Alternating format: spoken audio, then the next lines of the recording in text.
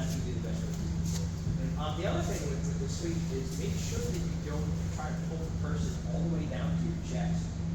If I want to choke somebody with the heat choke, hit him with an arm bar, hit him with a triangle, hit him with a sweep, I really want you about here.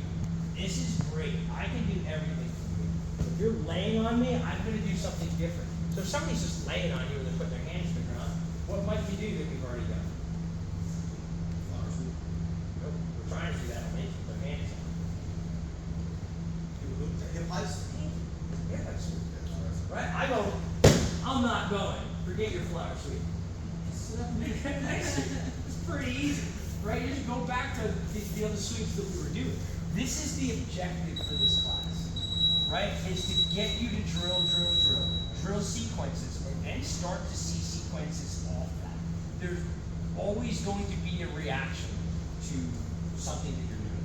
Whether it's I am sitting down and I'm not going to go. I'll put my hands here because you're not going to sweep. I'll put my hands on the ground, right? We're doing all this right now. We're taking the arm ball, we're keeping the calls, we're getting the sweep, we're getting stacked up. How do you not get stacked up? Crossing my feet.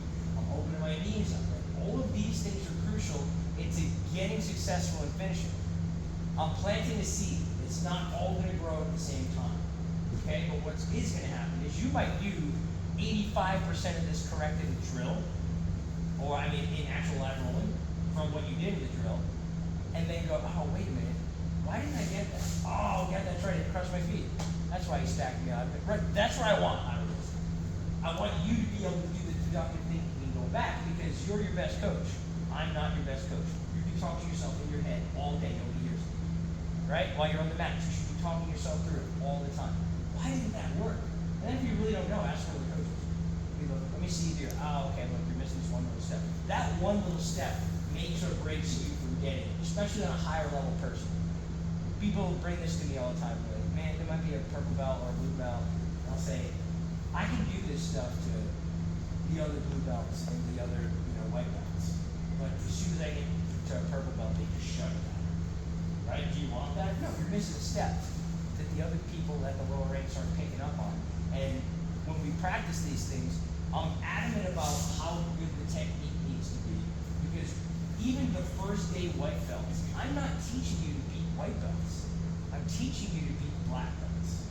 Your ultimate objective is to beat black belts. Nobody builds a house for it to maybe not fall down. Agreed? Like, well, my family only weighs so much. Why don't I just build it for, you see what I'm saying?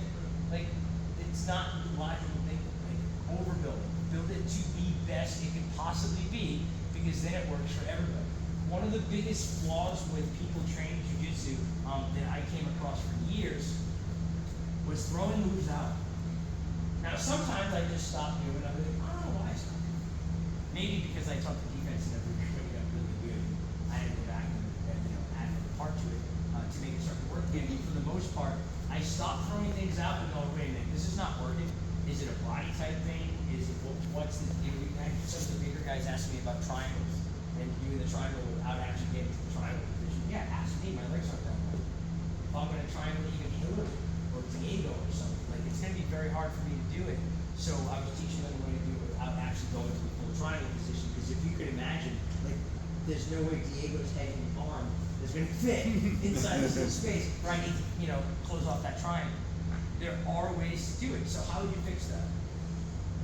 How does the triangle work? How do all those head and arm choke work? You ever explain that to me? How does the triangle choke work? Blood openings. Yeah. So talk me through it. I got a leg or an arm on one side. Yeah. You cut off the blood on both sides. Yeah. Put them to sleep.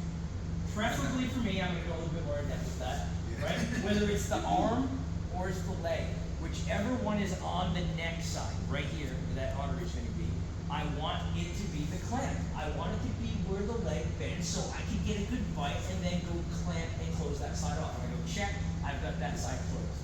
Why aren't they submit? Why aren't they tapping? Because this shoulder hasn't closed this side off yet.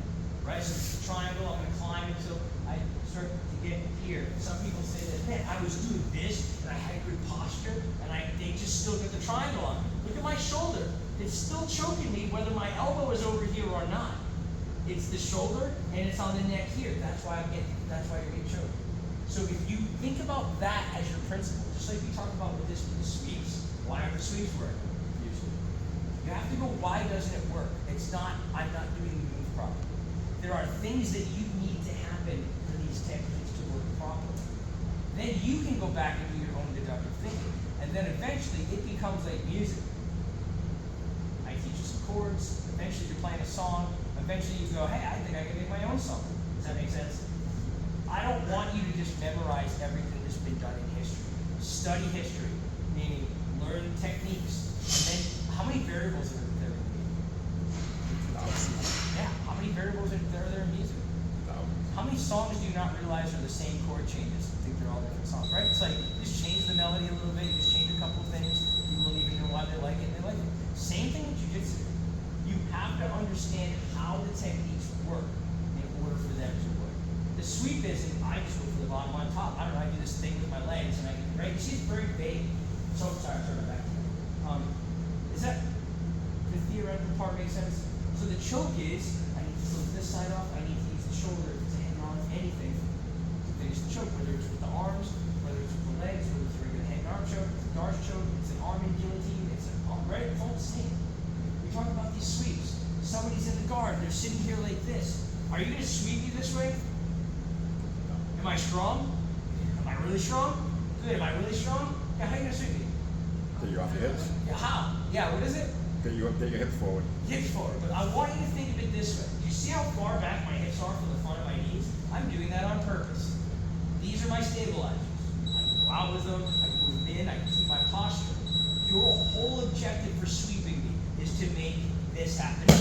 Now I have to put my hands either on you or on the floor. I'm off balance. You know which way I'm going to start fighting if I have to go anywhere. If I have to put my hands down, I did, right? But if not, I'm going to be trying to sit back. You'll see sometimes people sit back and you're going to push them over. This is what you're trying to exploit when you're trying to sweep somebody. Whether it's the hip high sweep, the scissor sweep, the flower sweep that we're doing, et cetera, et cetera. There's so many different sweeps, right? Even doing an arm bar and sweeping something. It's all happening the same way. And if you can start to realize that, go after the problem. It's not the move isn't working. It's that you're not paying attention to what makes the move work. That's why we do this drill. Okay?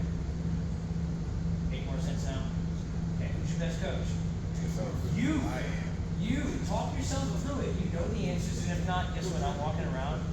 Hillary's walking around. John's walking around. Like, ask. You know, ask the questions. And then put that, oh yeah, that's right, that's why that's not working. So before I split everybody grapple here, hit me with some questions that you might have. I got one that I saw those guys doing. So, Frank and I'm sorry, one of the kids that got it. Dan? Frank Tyler. and Dan over there? No, Frank and Tyler. Oh, okay. Oh, that's Frank. So every time they were going for the armbar from the flower setup, he was actually bringing them too far down. Like it was already in the flower sweep.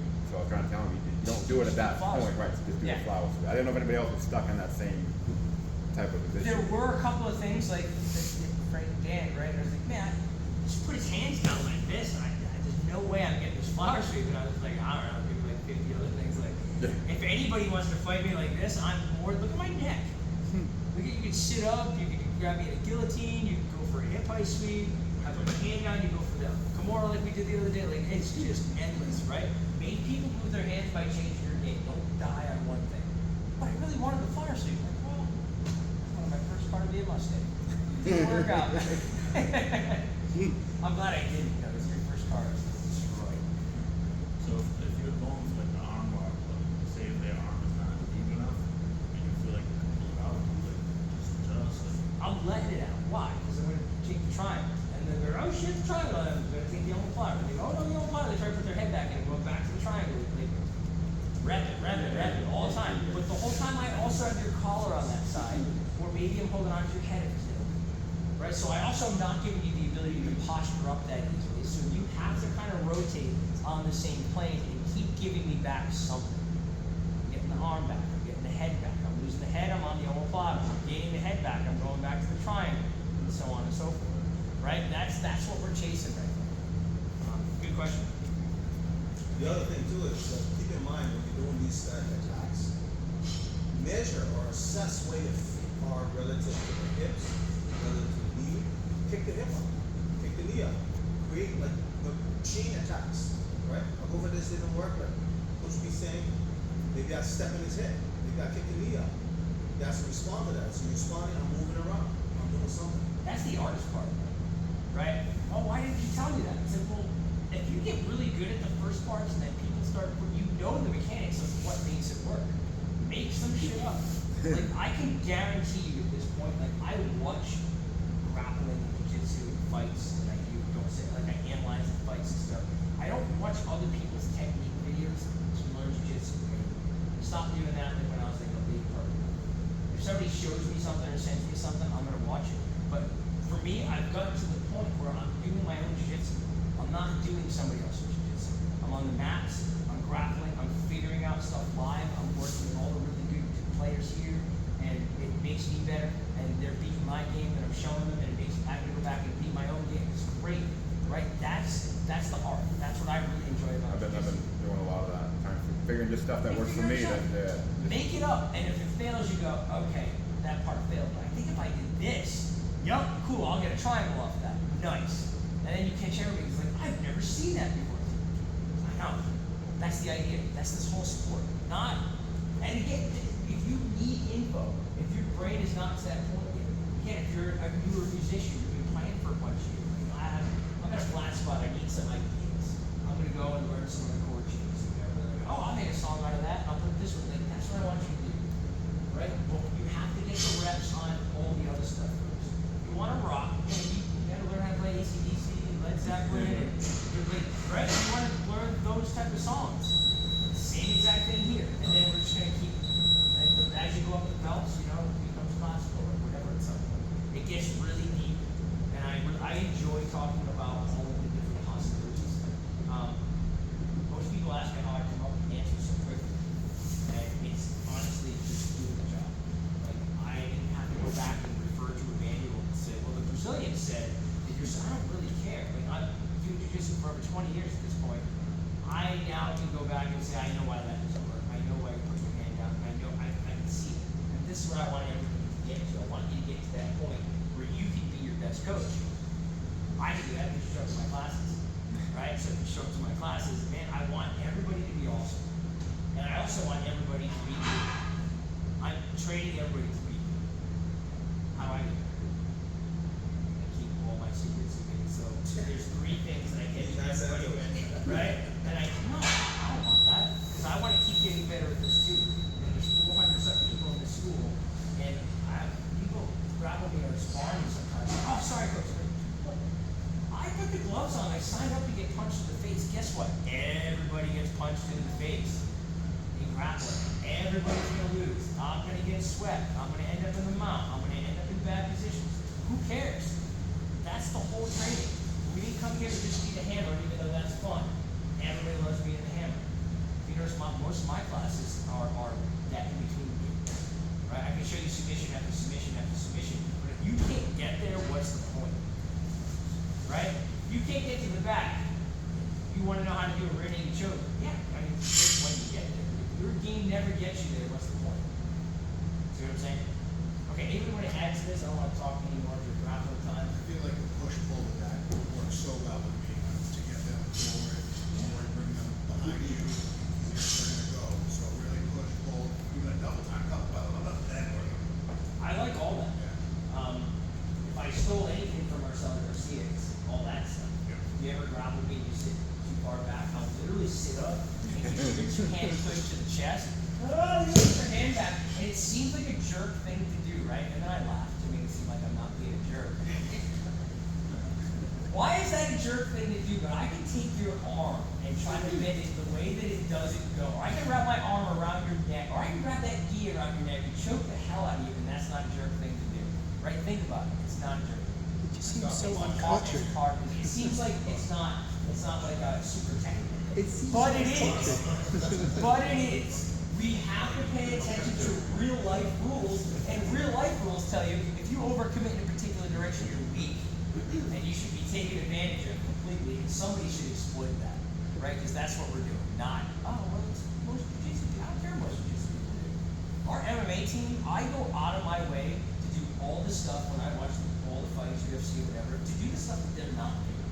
Why do I the stuff that everybody's doing, right? They're watching it too, they know what to train. I wanna do all the stuff, I want our team to do all the things that I see everybody else not doing. If everybody wants to hurry up and get out of the guard, I'm gonna tell you not to do that. I'm gonna say play in the guard, get a better guard, and beat people up there, and make them wanna get out of your guard. Instead of, oh, I couldn't sweep, I couldn't get up, it's like you create the opportunity when he's winning. And of course they're gonna hold you there. Right? So strategy is really everything for you. And coming up with a good strategy for this, you should be doing it round per round.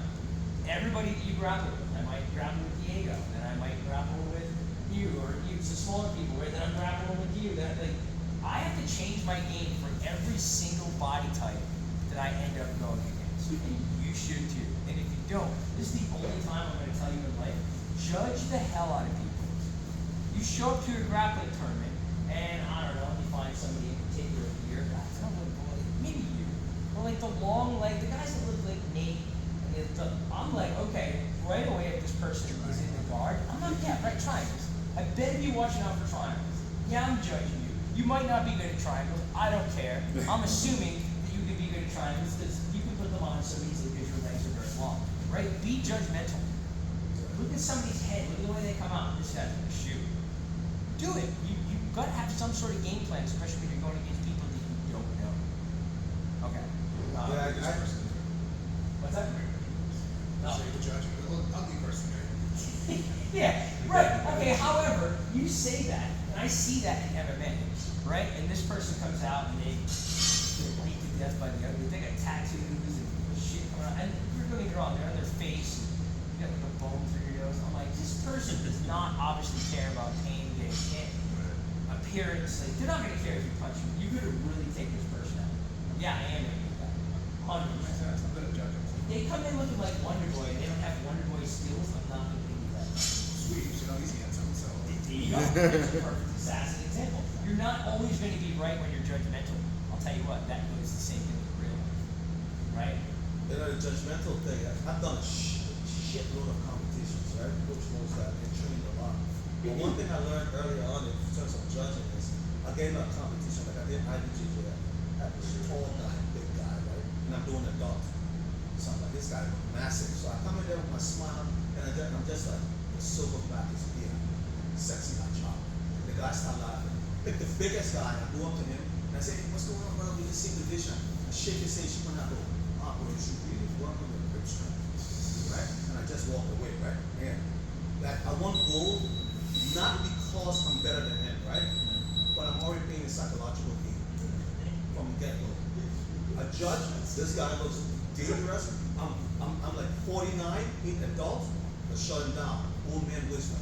Have fun, you know? I can't say I'm with him on that. Most of my MMA fights, I try to be right with all the people. Yeah. Hey, I thought he was gonna say he got choked out by the other guy. No. Actually, The first story that doesn't even come on top. yeah. That actually did bite me in the butt in one tournament. Yeah. Actually, the tournament that I met you at, Pete, Tap Cancer out in Connecticut. That's the one that Elvis and I was in the same bracket. Yeah. I said, man, I got diabetes, man. You know, it's not serious. Well, the first match I win. The second match, I'm trying to engage the guy, right, Brazilian guy, and he would not engage. He started standing up. So I saw this perfect opportunity. Right? That sense, like, shoot on it. I go for it. Double leg. Worst thing I ever did. This guy sprawled so damn hard. Last thing I remember, no word of a lie, I have the video to show it. Remember I was 8 years old, running back home in the jungle barefooted. I was out for 10 seconds. 10 seconds, no word of a lie. But I was, yeah, so to your point, you know, I think that's the only competition Is that that I jungle ever. story real though? Huh? Is that jungle story real? It's real. I went out. I swear to No, God. I mean you went out. It was the jungle part. Oh yeah, I was running barefooted all. Yeah. You ate in the jungle. Yeah, man. I was like, You I was look at I was like chocolate Tarzan, man. All right, after chocolate Tarzan, I think we need to grab it. Grab a partner, I'll set a timer, 3, 2, 1, go. Such a bizarre world.